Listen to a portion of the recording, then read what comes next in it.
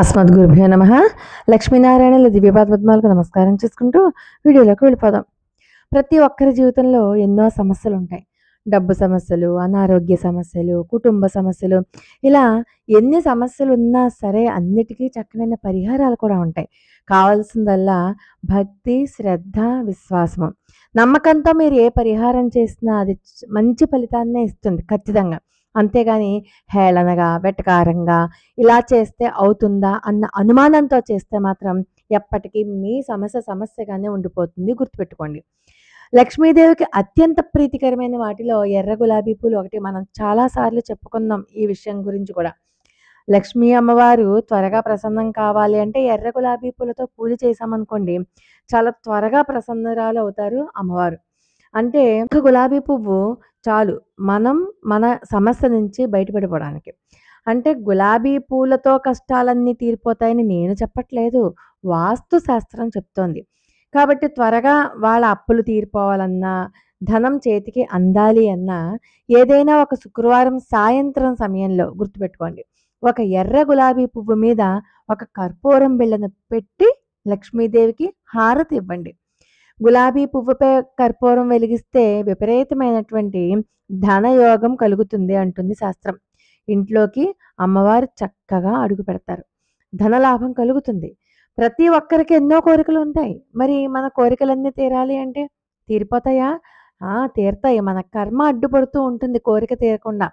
అటువంటి కర్మ అడ్డుపడకుండా ఉండాలి అని అంటే ఒక మంగళవారం రోజున మన పూజ గదిలో ఉన్నటువంటి ఆంజనేయ స్వామికి 11 గులాబీ పూలను సమర్పించి పూజలో ఆంజనేయ స్వామి పటం ముందు దీపారాధన చేసుకుని ఆవునేతి దీపారాధన కానీ, నువ్వుల నూనెతో కానీ ఈ పరిహారాన్ని 3 మంగళవారాలు గనక చేసినట్లయితే మన కర్మ తగ్గి కోరిన కోరిక ఖచ్చితంగా నెరవేరుతుంది. అలాగే ప్రతిరోజు కూడా ఇంట్లో వీలైనంత వరకు సాంబ్రాణి ప్రతిరోజు కాకపోయినా ప్రతి మంగళవారం, ప్రతి శుక్రవారం గనక వేస్తే ఐశ్వర్యం పెరుగుతుంది. కుటుంబం అంతా సుఖ సంతోషాలతో ఉంటారు. ఇంకా అంతకంటే గొప్పది ఏంటంటే గోపిడకలు ఉంటాయి కదా! ఆ గోపిడకలను కాల్చి వాటితో వచ్చేటటువంటి ధూపాన్ని గనక ఇంట్లో తిప్పితే చాలు, ఇంట్లోకి దేవతలు అడుగు పెడతారు. అందుకని గోపిడకలు ఉంటాయి కదా! ఆవు పిడకలు తెచ్చుకొని హాయిగా బొగ్గుల మీద కాల్చి ఆ ధూపాన్ని ఇంట్లో సాంబ్రాణి పొగగా వేయనికి దాంట్లో ఏ సాంబ్రాణి వెయ్యొద్దు. దేవతలు ఖచ్చితంగా అడుగు పెడతారు. విపరీతమైనటువంటి అప్పుల సమస్యలతో బాధపడేవారు 5 ఎర్ర గులాబీలను ఒక వస్త్రంలో మూటగట్టి ఏదైనా ప్రవహించే నదిలో వేసేస్తే అప్పుల సమస్యలన్నీ తీరిపోతాయి. ఇది తాంత్రిక పరమైనటువంటి పరిహారం. లక్ష్మీదేవికి ప్రీతికరమైనటువంటి శుక్రవారం రోజున గులాబీ పూలతో లక్ష్మీదేవిని గనక పూజిస్తే తరతరాల ఐశ్వర్యం మన ఇంటికి లభిస్తుంది అని చెప్తూ ఈ తాంత్రికమైనటువంటి పరిహారాన్ని చెప్పారు. శుక్రవారం రోజు మన ఇంట్లో ఉన్నటువంటి లక్ష్మీదేవి చిత్రపటానికి గనక 5 గులాబీ పూలను సమర్పించి అమ్మవారి ఎదురుగుండగా ఆవు నేతి దీపారాధన చేస్తే ధనలాభం ఖచ్చితంగా ఉంటుంది. అనారోగ్య సమస్యల నుంచి బయటపడాలి అంటే తమలపాకులో గులాబీ పువ్వును పెట్టి అనారోగ్యంతో బాధపడే వ్యక్తికి దిష్టి తీసేయాలి. తీసేస్తే అనారోగ్య సమస్యలన్నీ తొలగిపోయి మంచి ఆరోగ్యం లభిస్తుంది అని చెప్పి తాంత్రికపరమైనటువంటి సాధనలో భాగంగా ఒక రెమెడీ చెప్పారు. సముద్రంలో దొరికే గవ్వలను లక్ష్మీదేవి సోదరులుగా భావిస్తారు కాబట్టి ఎక్కడైతే గవ్వల శబ్దం వినిపిస్తుందో అక్కడ లక్ష్మీదేవి తిష్ట వేసుకుని కూర్చుంటుంది. ఇంటి పూజ గదిలో 5 గవ్వలను పెట్టుకోండి. లక్ష్మీ గవ్వలు అని చెప్పి దొరుకుతాయి. లక్ష్మీదేవి యొక్క ఆశీర్వాదంతో అనవసరపు ఖర్చులు తగ్గిపోయి సంపద పెరుగుతుంది. గులాబీ పువ్వులతో దేవుణ్ణి పూజించడమే కాకుండా పూజించిన గులాబీ పూలను కూడా తీసుకుని మన పర్సులో కానీ బీరువాలో కానీ పెట్టుకుంటే లక్ష్మీ కటాక్షం కలుగుతుంది అంటుంది శాస్త్రం. గులాబీ రేకులు సంపదకు చిహ్నం కాబట్టి ఏదైనా ఒక శుక్రవారం రోజు స్నానం చేసేటప్పుడు ఆ నీటిలో గులాబీ రేకులు వేసుకుని స్నానం చేయండి.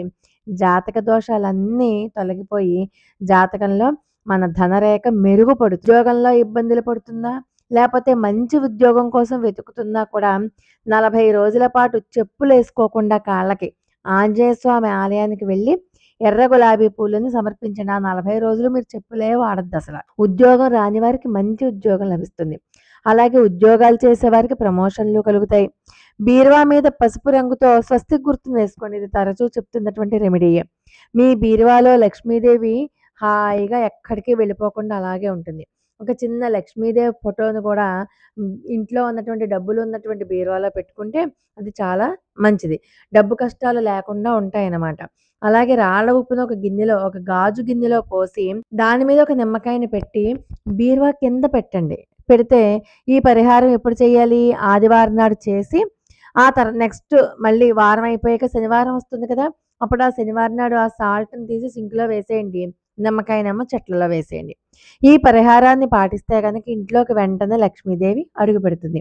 అనవసరపు ఖర్చులు తగ్గిపోతాయి. అవసరానికి డబ్బులు అందుతాయి.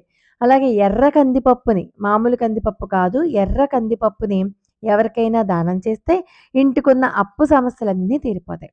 అశోక చెట్టుని పార్వతీదేవి యొక్క స్వరూపంగా భావిస్తారు కాబట్టి, అశోక చెట్టు ఈశ్వరుడికి ప్రీతికరమైనది కాబట్టి, అప్పుల బాధలతో ఇబ్బంది పడేవారు అశోక చెట్టుని తీసుకొచ్చి ఇంటి దగ్గర చిన్న కుండీలో నాటుకోండి. మన ఇంటి సమీపంలో అశోక చెట్టు ఉంటే ఏదో ఒక రకంగా మనకి ధనం కలిసొచ్చి ఇంటి సంపద పెరుగుతుంది. అనవసర ఖర్చులు తగ్గుతాయి. చిన్న చిన్న అప్పులన్నీ తీరిపోతాయి.